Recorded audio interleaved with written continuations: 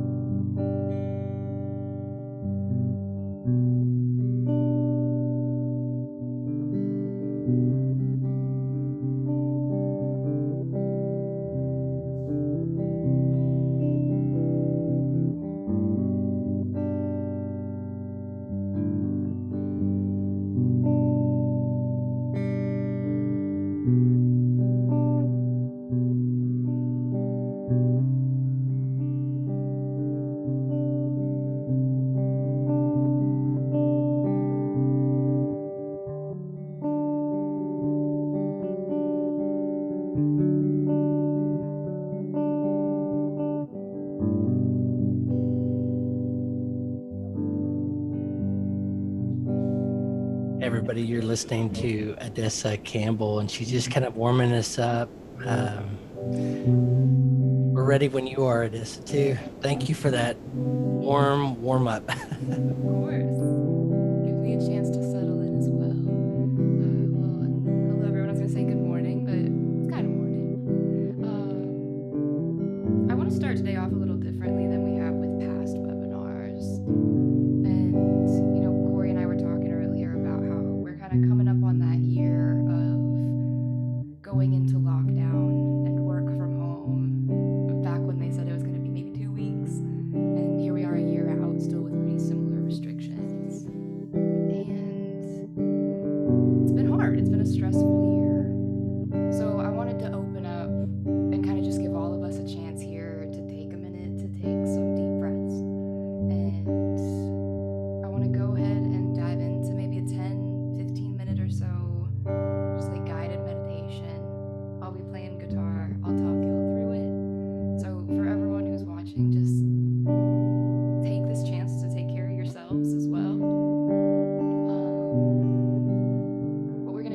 is called extended exhale. It's breathing, and it's literally what it sounds like. We're going to breathe out for longer than we breathe in. And I'll guide y'all through it. We're going to start in for 4, and then we'll work our way up to breathing out for 8. So go ahead and just take a second and get comfy. And I define being comfy as anything that's going to decrease extra wiggles or movements. But if you need to readjust, do it. This is for you.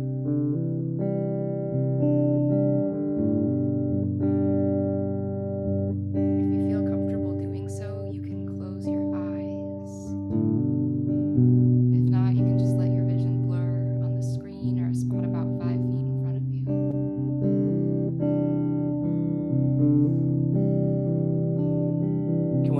Hey Adessa, can we turn your voice up just a little bit? Yeah, we can. Is that better?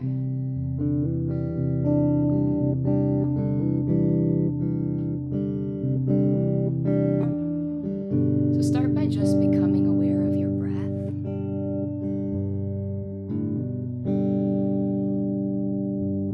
There's no need to make any changes, just notice.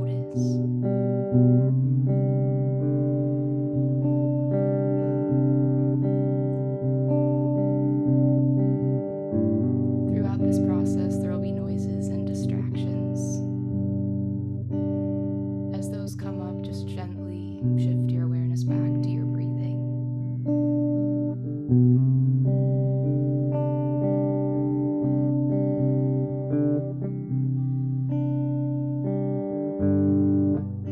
Take a moment to notice where you feel your breath in your body.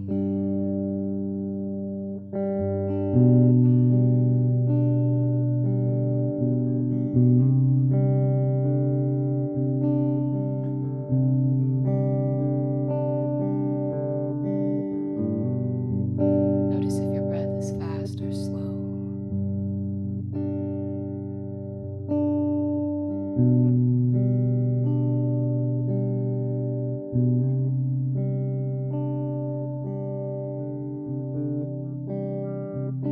Is your breath deep or shallow?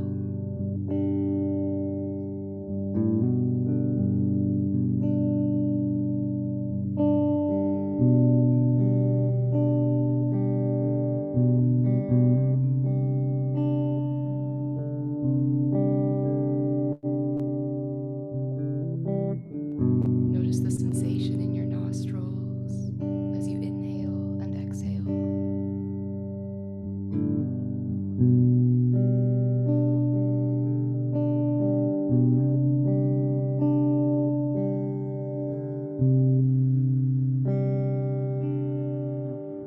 Take in the deepest breath you have yet today, and exhale all the air from your lungs.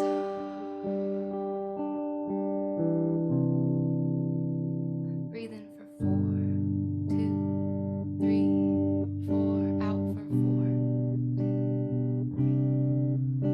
In for 4. Out for 4. In for 4. Out for 4.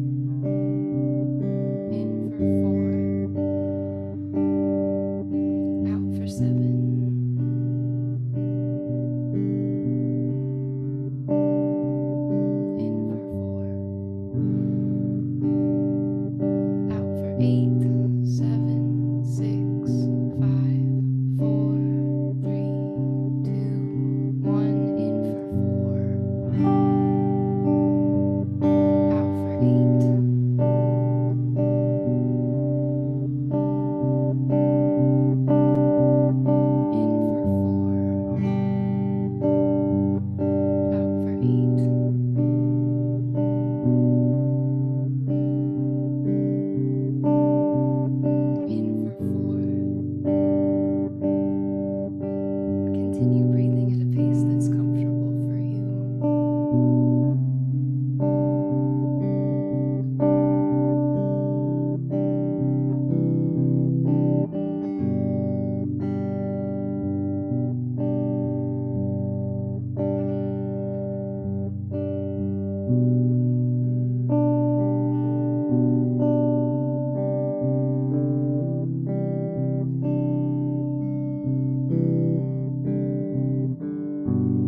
Take a moment to notice where you feel your breath in your body.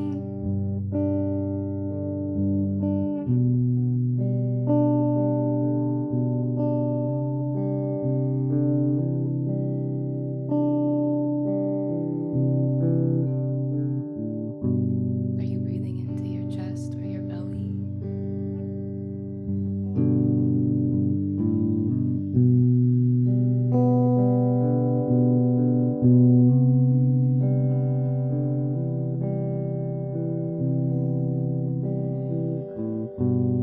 Notice if your breath is fast or slow.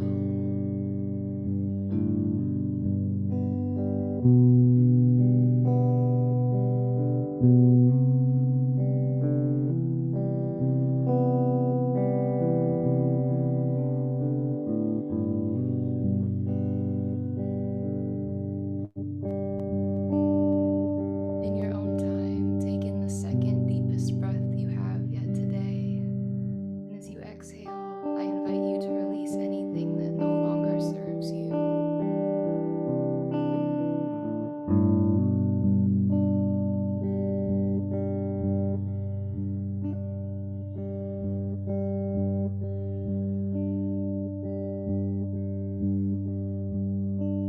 Gently start to bring your attention back to the room around you.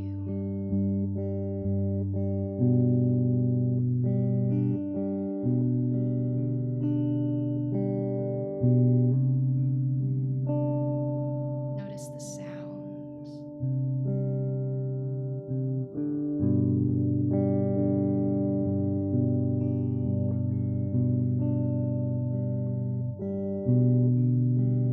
Slowly start to incorporate little movements into your fingers and toes.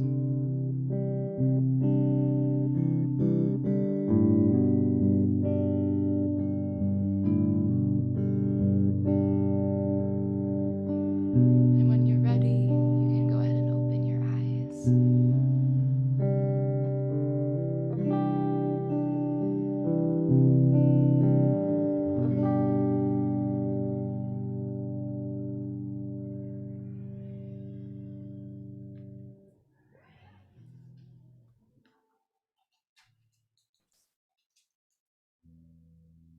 So I spoke with Corey this morning about wanting to do that just to kind of give all of us an opportunity, like I said, to take care of ourselves. And I wanted to put it at the beginning so that it's there kind of as a resource, as this is kind of archived and put up later. Instead of having to dig through to find it, it's just right up front. So thank you for letting me do that. Thank you, Corey, for having me here.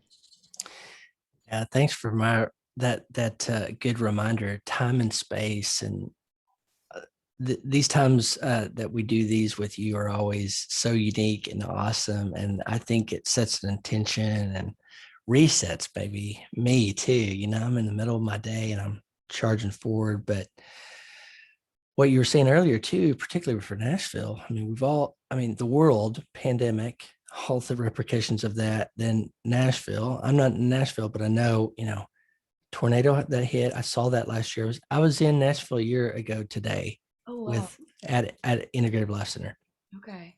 or somewhere around this time. Yeah.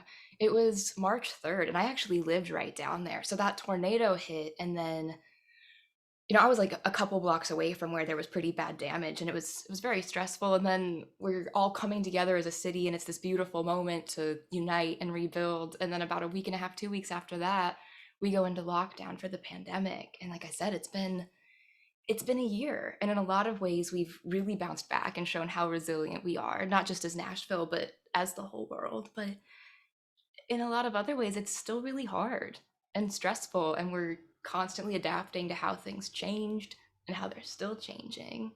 And then as mental health professionals, we're dealing with that stress for ourselves, but also supporting our clients through that. And I think, I mean, I'm guilty of this myself, like not taking that time to take care of myself and then starting to feel that burnout of showing up for everyone, but not giving myself that same grace or support.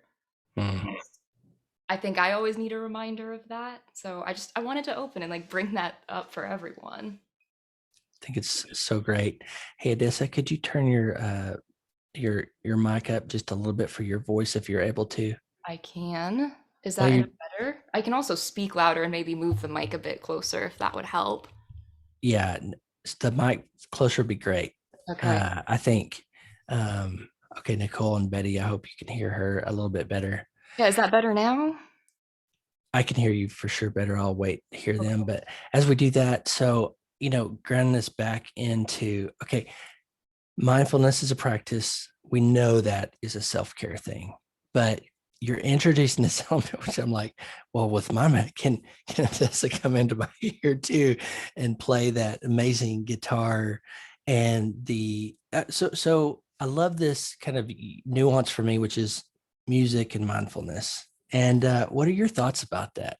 I mean, there's rhythm, like you were counting down, and I was also, as I was tuning into the music, your guitar going, it was like a, is it called metronome? What's that? Yeah, kind of Just like kind a of this. metronome. Yeah, and I was changing, the guitar was definitely changing to match what the prompts were.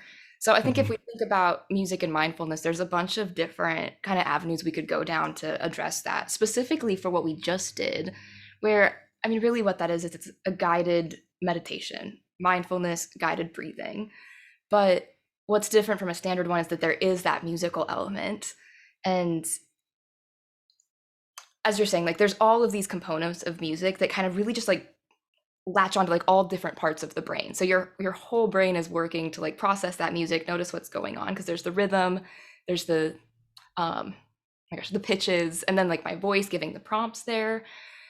But also the music then just kind of serves as this container because I don't know about you, Mhm. but anytime I try and listen to a guided meditation, especially to fall asleep, I'll be like almost asleep and there's this whole gap of silence and then it's like notice your toes. And I'm like, oh my gosh, I what was get startled.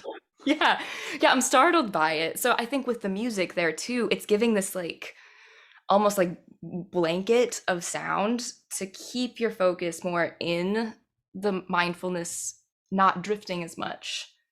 Hmm. And yeah, then helping it be easier to follow those breathing prompts because it's not just counting down. It's like you're able to latch in with the music. So on that, I want to give everyone a quick overview. We're going to talk about music and mindfulness. Keep there. We're going to talk about music therapy versus therapeutic music. We're going to talk about music and moods.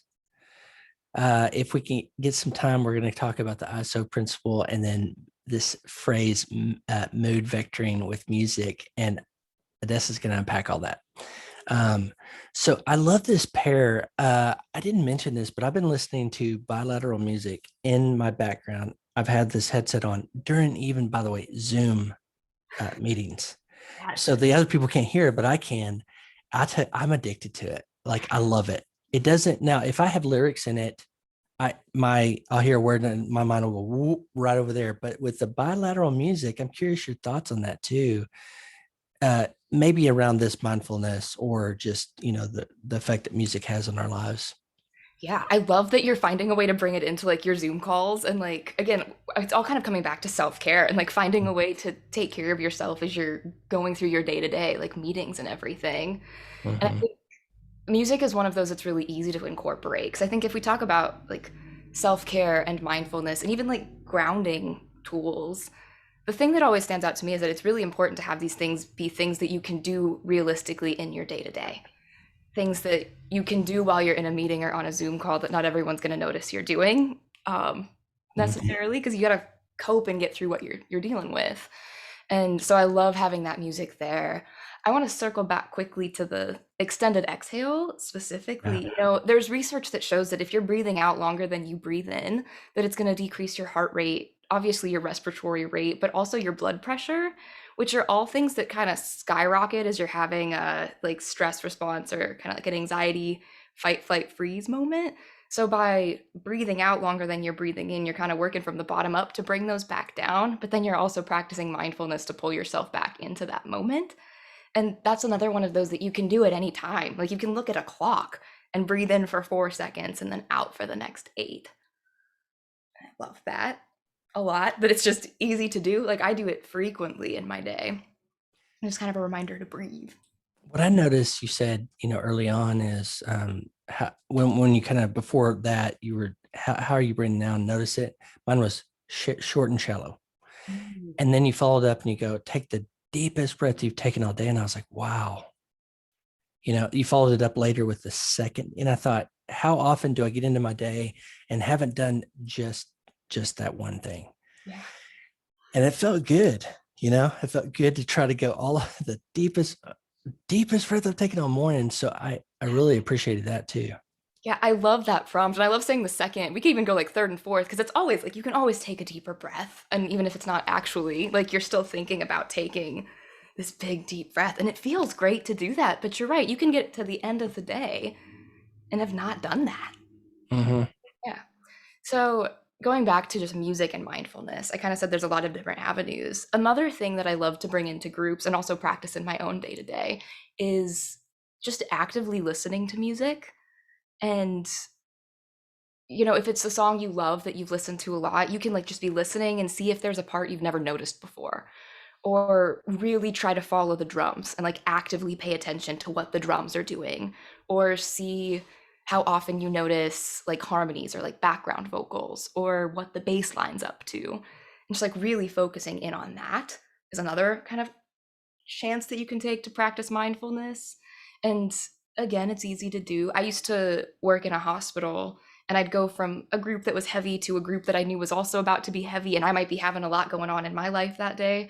So I would like put my headphones in and I'd walk across the hospital. And my guilty pleasure is first of all Lil Wayne. Like I can always put on that and just like go off. But then one of my other favorites is a song by Kendrick Lamar.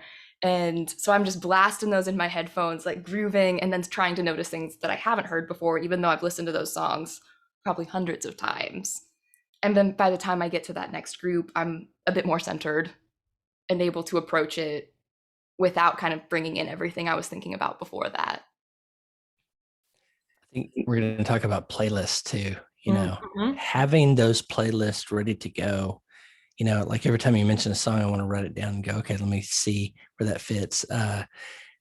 But having those kind of on demand for particular moods or for, particularly like you said, is going from heavy to heavy, which so many of the clinicians listening to in today and later say, hey, that's their day, right? You all's day is I'm not a clinician, but heavy, heavy, heavy. People don't come just to share the happy. It's the hurting.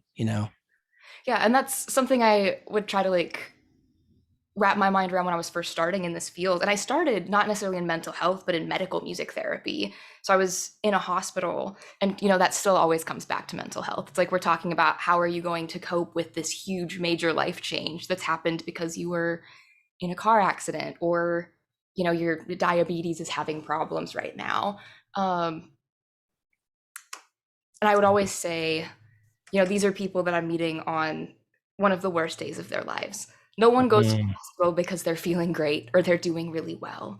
Very much like the folks that, like these mental health professionals, all of y'all listening, you're not seeing people who are going through like light experiences for the most part. So yeah, Mhm. take that moment to do what you need to take care of yourself. Another thing I want to go back to, Corey, you said, I want to like find these songs that you mention, which is fair. I mean, you might be able to get down to like Backseat Freestyle. Like that's my favorite Kendrick Lamar song. But the big thing is your own like preferred music. So let's dive into those playlists real quick. Yeah. There's so much research that shows that music therapy and all of the things that we utilize are the most effective if we're using client or individual preferred music.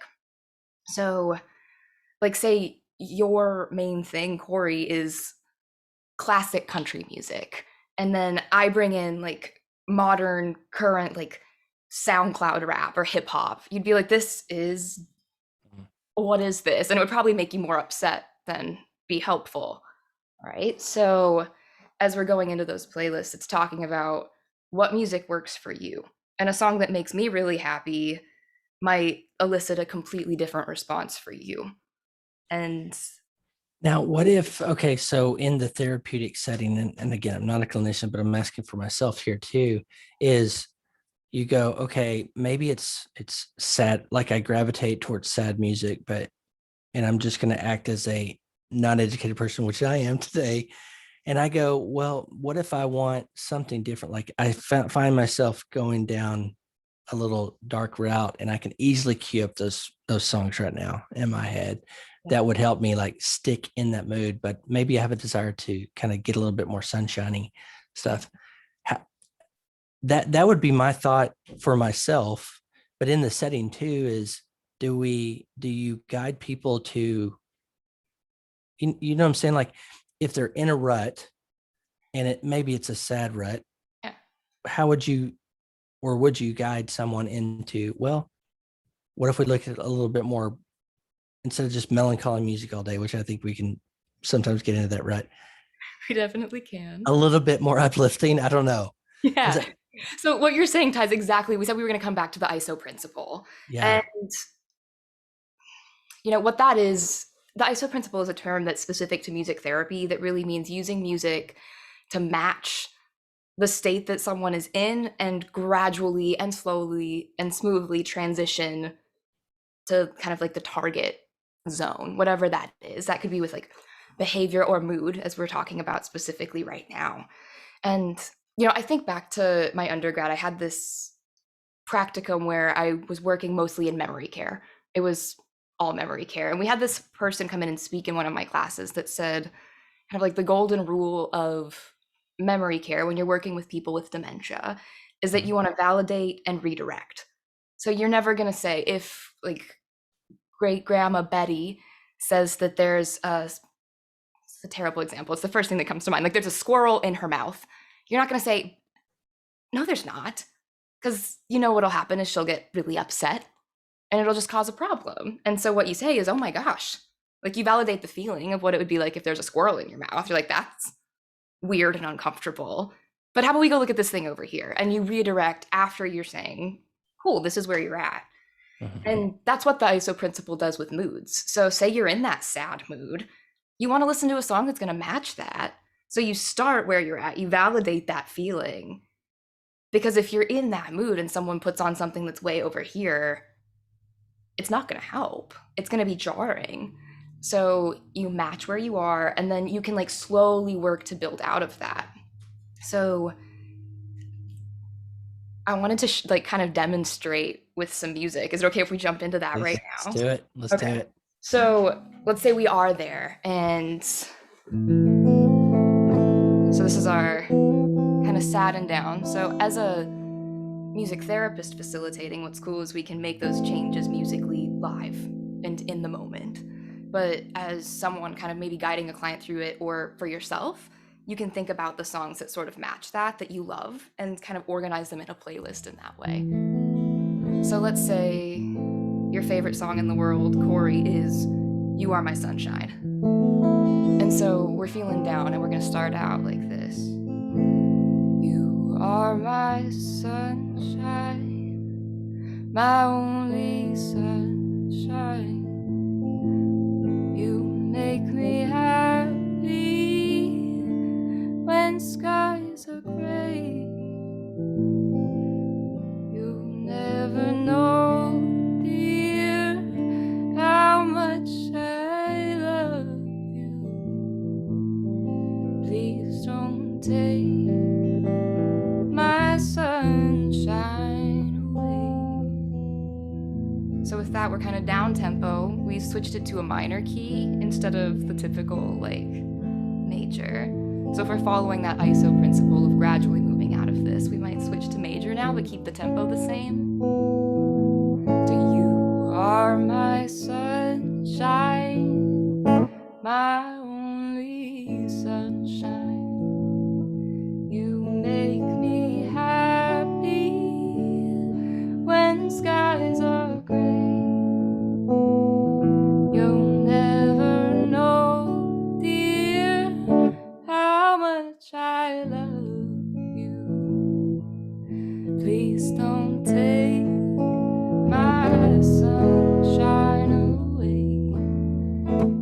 up even more. You are my sunshine, my only sunshine. You make me happy when skies are gray. You'll never know, dear, how much I love you. Please don't take my sunshine away. So there's all sorts of different directions you could take it. You know, we could make it more like pretty or even faster. You could do something silly if you're facilitating where you see how fast you could play it and then everyone's giggling by the end. You can also start on that fast end and work your way back down, like slowing it down. So it's all about matching where it's at and getting to kind of like a neutral zone with it. Yeah. So like, let's say, I've got this track in my mind that I've been listening to. It's called Heartbeat of Morning, and it's just acoustic and sounds and nature sounds even, and it does build. And so like, let's say I wake up and it just takes a little bit for me to wake up. So, what matches more a melancholy maybe thing or, you know, but I can match that playlist to kind of come amp up. So like on my drive to work, I'm listening to the Heartbeat and it's just kind of volumes coming up. The birds that are chirping are going faster. So that's one way we could use that too, I guess, to kind of hack our own moods in a sense, using music mindfulness. Yes. Well, I love that saying, like, hack your moods in a sense, because that's kind of what you're doing with that. Is like you're starting with this one that's like slower and then builds in like both volume and tempo, you said, right? Where it's Mm-hmm. Mm-hmm. up. So yeah, it's like slowly easing into that. And that's exactly what like mood vectoring and the ISO principle is doing, is starting here and then slowly easing your way over here. So I have a playlist where, actually, let me back up. We said we were going to talk about the difference between music therapy and the therapeutic use of music. And a lot of music therapists can get kind of almost like protective, territorial over this, but I think all of us use music therapeutically. So let's talk about what music therapy is first. It's the structured use of music by a board certified music therapist to influence non-musical goals. So the key thing there is that it's being facilitated by someone who has gone to an like American Music Therapy Association accredited university program for music therapy, done their clinical internship, and then passed their board exam to be able to practice as a music therapist. But the therapeutic use of music, like I said, is something we all do. It's listening to a song that matches how we're feeling. Or, I don't know, the other day I was building patio furniture on my back porch. I was not stoked about it, but I have a playlist that's like, power through this thing that you're not excited about. So I'm back there dancing as I'm putting this stuff together, you know? So it's like we can find things that motivate us to do things we might not want to do, like maybe going to the gym, things that are a bit more challenging. And that's using music therapeutically, but not necessarily music therapy. And I think that's something that we can bring into our personal lives and like notice, but it's also something that as clinicians that aren't music therapists, you can kind of explore with your clients of being like, okay, so I'm going to use your example of like getting up and getting going in the morning. It's like, okay, so that's something that's challenging. Let's make a good morning playlist that you hit play on when you get up, and you start with one that's like, I hate getting out of bed, or whatever that is for you. You know, you find your song that matches the, God, we're getting up right now. And then it kind of gradually goes as you go through your morning routine, and you can like pair that with your morning routine of going from this song to the next one that's maybe a bit more up tempo, a bit more like, we're going to tackle this day, until you get to the end of that playlist, which is like, all right, we're going, we're here, we're doing it now. So I like this. So music therapy Mm-hmm. is specifically using, I want to come back to that and make sure I didn't blend them in my head, but music therapy in your board certified, you've been to the music therapy training, and then with your clients, your blend, sorry if I, correct me please, you're blending music and therapeutic modalities or therapeutic practices in the setting in that client space. Yes, I think I understand what you're saying. So, yeah, music therapists have a 4-year degree at least. Some have masters, but right now it's a bachelor's level entry to be a music Mhm, therapist. mhm. So, yeah, we've gone through the training on how to facilitate music therapy and be music therapists. So, our scope of practice is pretty narrow to like being a music therapist. And it is possible for other clinicians to utilize tools that are therapeutically using music. Gotcha. Um, That's the therapeutic mark. yeah. Could you give us an example of a, I don't want to say typical, but for lack of a better word, typical music therapy session you might do with your clients? Cool. I don't think there is. Like that's my favorite thing about doing music therapy Uh, is our training always like it starts with that ISO principle. So our whole thing is like it's very much meet your clients where they are. mhm. So I can go in with a plan of today we're going to start out with this mindfulness intervention and then we're going to go into this songwriting. But then I get there and no one is in a space to do that. If it's a group or an individual session where it's like, maybe they just had something hard go on or they're in a really great mood and what I brought in was something to talk about something different. Um, so I think there's not really a typical session because they're all over the place and different. I don't think I've ever had a group, even if I'm facilitating the exact same thing, it Mhm. looks very, very different. Gotcha. Yeah. So I'm not sure if So that answered your question in the sense that there's not a typical. yes, Yeah. it's just it's applying. Yeah. Okay. I won't try to restate. I will just ask you and let you tell me. Okay. So in the therapeutic music, there are ways to use music for us, like you're saying, the ISO principle and mood vectoring and things like that. Like what are some examples that you could share with our clinician group here of ways they could use therapeutic music in a session? They're not board cert. They haven't went through all of the training and certification that you do. They don't build themselves as a music therapist, but in this therapeutic music, mindset, some thoughts and ideas maybe for there. Yeah. So kind of like I said, talking about building those playlists with your clients, like that's something you can absolutely do is Mhm. sit down, but again, reminding or remembering that it needs to be guided by the client's preferred music. So if Happy by Pharrell is their like low, like sad song, then that's okay. That's what we're going with. And we move to wherever they need to be. So it's steered by that. Gotcha. And you can, yeah, kind of explore like starting here, going to this other direction, or talking about building playlists that Yeah. like I did one in a group the other day where everyone kind of picked a song that was their get out of a funk song. So it's like Mm, starting to feel kind of down. Like what's one song that no matter what's going on for the most part, you can put on and you're like snap back to like, all right, this song, it makes you feel like you want to dance or some sort of way that's different than where you are. So you can explore that with clients of like, what's your get out of a funk song? I think we called it factory reset. It's like, what's your factory reset song? that's good. It is. I loved it. And what was really cool about that group was that every client contributed a song to the playlist. So then that's also working towards like community in that group setting of it's a playlist that's available to them.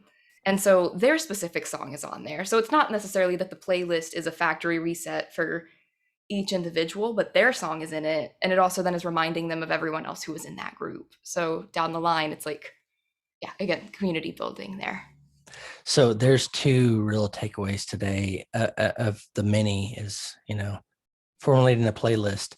And then second is what's specifically that thing that gets you out of a funk or what calms you down or gets you pumped up or I just wrote here, like as you were talking about the playlist and everything, it's like it's a soundtrack for our playlist is simply a soundtrack for our intentions, how we can use this magical thing called music that so many people like, Adessa, we've talked about this in the past. I can in my mind real clearly people that I know that would never have a one-on-one would be difficult to have a one-on-one conversation, but you put a guitar in their hands and you could probably ask them anything in the world and they just magically open up. And that's what I love about talking about this music and therapy or therapeutic music and trying to, blend that in the clinical experience to help people move off of, Yes, I love what you said that a playlist is like a soundtrack for an intention. That's I'm gonna steal that from you because I Do love that. it.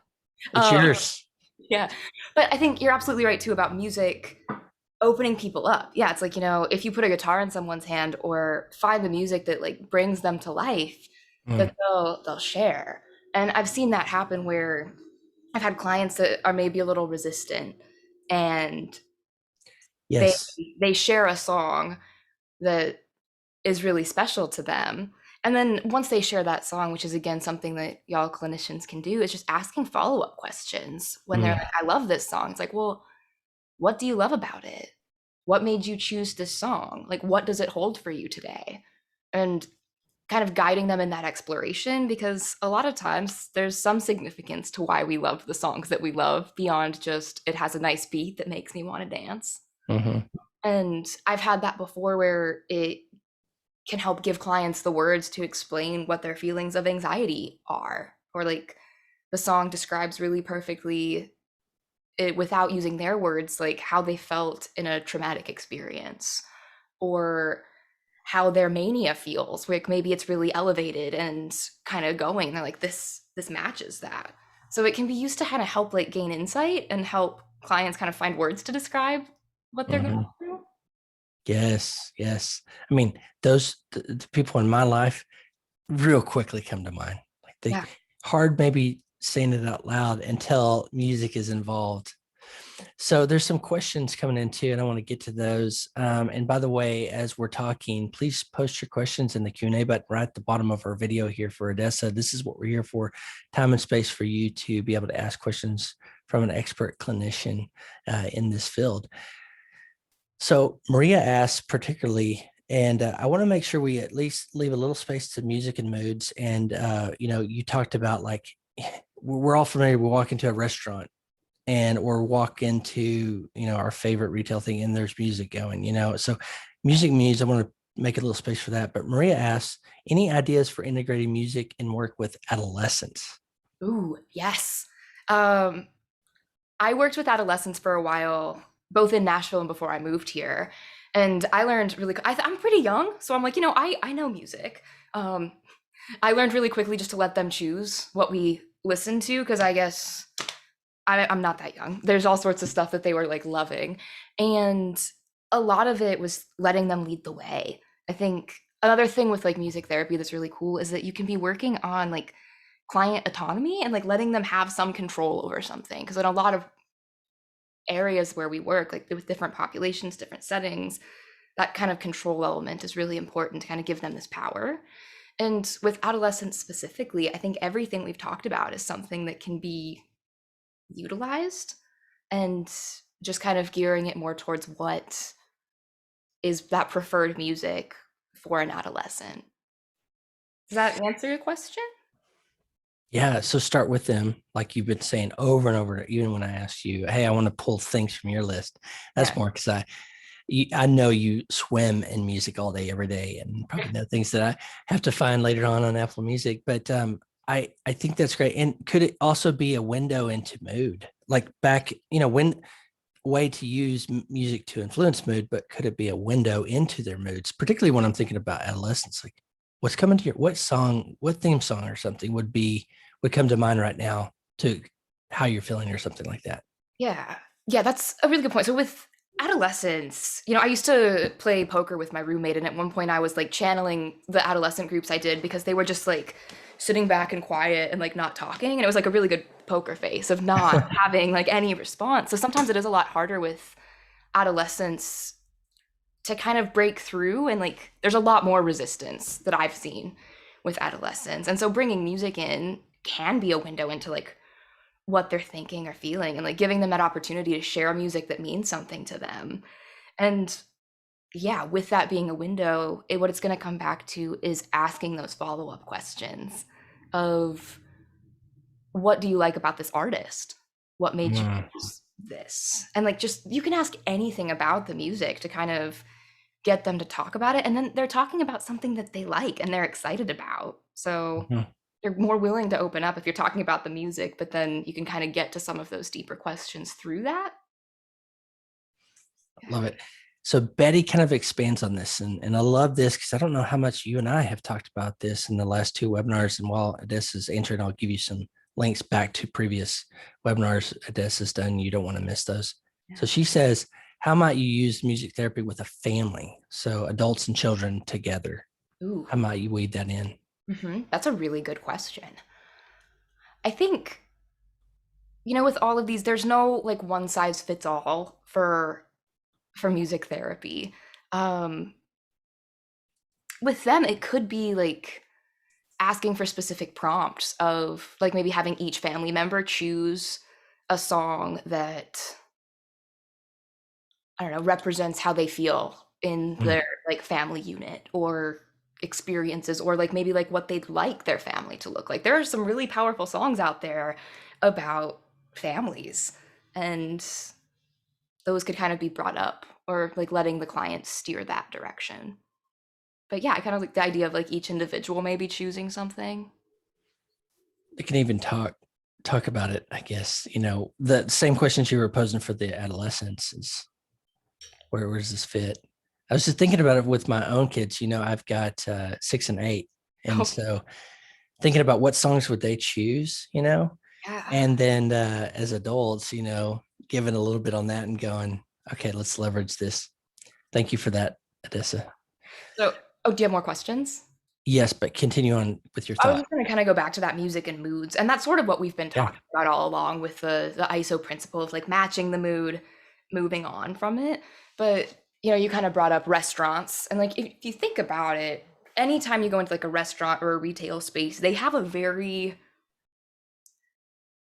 like most places have a vibe that they're going for. Um, and like that can incorporate smells, lighting, their color scheme, but that also usually includes music in some way, where it's, what is it? Is it the Hollister? Is that the dark store that when you walk by in the mall, like you're hit with the wall of perfume smell? And like they have more like dark music Mhm. going because they're trying to create this whole vibe, and the music is a part of that. And that's in restaurants, other stores, where the music is kind of this like undertone of creating the mood of the place, the vibe, so to speak. So I think it just speaks to like how music is really all around us. And I kind of like want to challenge y'all next time you go to like, I know we're in a pandemic, so it's not as like much like before, but if you're in like a grocery store and there's music playing, kind of see if you notice like the beat of the music, and then just look around, and I'll say maybe 90% of the people there are going to be walking with that tempo. Like their gait Mm. is going to be matched up with that, because with the very like the exception of a very small population of people, everyone is born with this like innate musical ability to recognize tempo, like consistent tempos and melodies to an extent. So adults walking around, even adolescents and children, are going to like lock on to that rhythm. I think it just speaks to how powerful that can be then in using it to influence your mood if it's the music that you actually love and enjoy. We'll talk about awareness, of understanding that we've been talking mostly about our own inner, using it with us, but then how music can be, because an external thing that, why am I'm amped up right now? Well, it's because this tempo is a little bit faster, just like you were able to influence my smile with the how my sunshine song when he went Yeah. up. It's like, wow, the awareness of understanding that those external, we've all been in clubs or loud places where it's just, my blood pressure always skyrockets then because Yeah. I don't like that. But just to your point, is those subtle things that we could be more aware of. Well, and speaking to like again to preferred music, um, I was road tripping with my mom when I moved out for my internship, actually. And again, I love hip hop. Like that's one of my go-to like favorite music. I can, because there's a wide spectrum of it, so I can find things that I can listen to when I'm sad or when I'm trying to get hyped. And I have it playing in the car, and my mom's driving, and like I start to notice like she's getting really tense, and we're starting to get into some heavier traffic, and she's like, you need to turn it off. And like she was having like a very physical response to this music that like I love. It makes me feel relaxed. But for her, it was causing again that like her blood pressure's going up. She was getting more like tense So preferred music is key. Not everyone's going to have the same thing. Oh, that's such a good note because it does. I'm like your mom. It'll amp me up. And especially if I'm trying to drive in a stressful situation. Yeah. So the preferred music style, though, it's not a one size fits all what you said. And I think that's a great note. All right.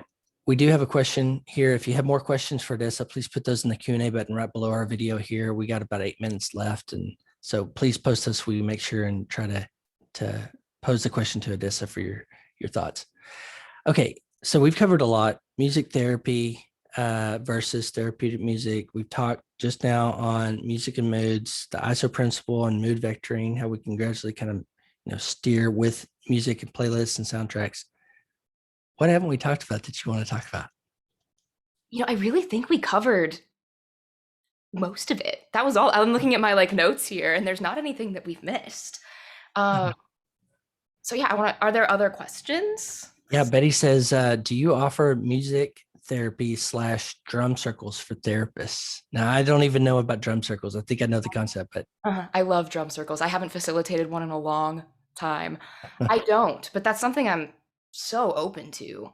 Um, Mhm. that's actually a really great idea. I think that's something, as I talked about earlier, where there's a need for that, like support for therapists, because we've taken on, I mean, we always take on a lot. And this last year, we've taken on even more. So Paula that's says, Paula says, do it and let us know, smiley face. all right. It's a good idea. We'll see what we can do. So you've talked a little bit about group work. Can you Yeah. talk to me about your group work and how, and realizing that I know this is not a one size fits all thing, but how do music therapy and groups work Yeah. for So I you? do a lot of groups, and kind of all of the concepts we've talked about today still apply to that. Because there's generally a mood of a group where people are all kind of in it, which is why that meditation we did, I start out so many of my groups with that. Like I do a check-in, I see how everyone's doing, and in that check-in, I'm assessing what direction we're going to take the group. So usually I take 3 to 5 options with me of printouts of song lyrics that cover different topics. Um, and then I make that call based on what happens during the check-in. But I start with that meditation to kind of get us all on the same page. Because again, when you're doing a group, you're coming in with a bunch of different individuals with completely different life experiences and completely different experiences of even that morning. So trying to come into this space where we're sharing and processing together, trying to kind of, again, use that to get us all a bit closer together. And with that meditation, where there's the music there, I still match the music to what people are doing. So if the group is way up here and they're so excited because this morning they had equine therapy and the horses were beautiful or whatever, they're just stoked about life. And we can follow that. We can keep going with that. Or if we need to bring it down because we need to cover something important, then I'll start that meditation with the guitar music a bit more up tempo, and then gradually throughout the meditation, bring the tempo down. It's like I said, all of those things kind of track over into groups as well. So, Nick, and by the way, I didn't really do what I typically don't do on a webinar and introduce Adessa. I give Yeah. you her website and everything, but she does music therapy for Integrative Life Center. Integrative Life Center is the host of this webinar. If you didn't remember that, but and we're really grateful to have her on the webinar. I posted a link, by the way, in the chat to the previous sessions we've done. There's one on songwriting. You can't miss that. When she talked about printing out lyrics and things, she unpacks that in some of these webinars. And if you click the link, I'm going to put it right now there again. You can go there and listen to past sessions from Adessa, and we'll be having her on again. Adessa, Nicole says, what about drum circles? So, and how are they therapeutic, or how do you use those in the therapeutic setting? Yeah. So my favorite use of drum circles is to talk about community and communication. Mm, Because again, with music therapy, all of it is like it's kind of sneaky, where I've had clients that are like, you bamboozled me. We're using this music to get to all of these other things that are underneath the music. So with drum circles, I'll lead a lot of call and response. So it's like you're having to listen to what that call is, or we'll all be grooving and I'll give it like the power to the clients in the group where Mhm. they can do the call at any time and everyone has to be listening for that call to then do that like drum response back to the group. So it's really kind of like community building, listening, taking turns, like all of these like just social skills that are addressed in a really fun way of playing drums. Um, I love drum circles, man. Y'all giving me that idea of doing one for therapists is great. Um, and it's like just a way to kind of channel some aggression if that's where you're at and you need to just hit that drum, you can get it out. And again, we're thinking of the ISO principle with that too, of matching where you are and moving to the next space. Love the community aspect of it. Someone was telling me about a therapist that said there's self care we need to do, and then there's this community care. I mean, all of us together, we've been put because of the pandemic pushed to isolate, social distance. I mean, all that. And there's this coming back together at some point when it's safe to do. It seems like drumline, like when you were saying that, I was like, oh, yeah, I get it. Yeah. Being on the same beat together and whatever. Yeah. Like Good. you're so right that this past year there's been so much isolation. And so with drum circles, it is that sense of togetherness and being in community. And that's something we're really missing right now. And always. It's nice to feel that sense of togetherness and be in that. So, hey, everyone, you've been listening to Adessa Campbell. You can find more about Adessa at theloudelephant.com. Read her bio, services, and things she does in the world. Let's see here. Oh, Lisa says, I appreciate your talent and thank you for sharing your time and expertise. I joined today as an intentional act of self care, Oh, but also to gain knowledge to share with my colleagues and students. Now I want to learn to play guitar. Thanks so much. thank you. Oh, Nailed I it. love it. So going back to playing guitar, like that's the really cool thing about the internet and like that's how I learned how to play is I found YouTube videos of how to play chords. So lessons are an option, but also just finding things out there. You can look up how to play You Are My Sunshine on guitar and find a video kind of walking you through the whole thing. What a way to end it with a great tip there. Yeah. All right. Hey, root for Odessa. Go look at her website, sign up for a newsletter and all that. And she'll be coming on again at integrativelifecenter.com. If you go up to the resource for therapists tab, this is where everything is archived, like she said, previous to, and then shortly after this, the other webinars. Odessa, thank you. As a gift to me, but also our clinicians really is just that time and space to do something for themselves. And we so much appreciate your music mindfulness and your sharing so openly of what you do in the world. Of course, thank you so much. Thank you everyone for being here and thank you Corey for hosting and having me on. All right, everybody. We'll see you next time. Thank you. Bye.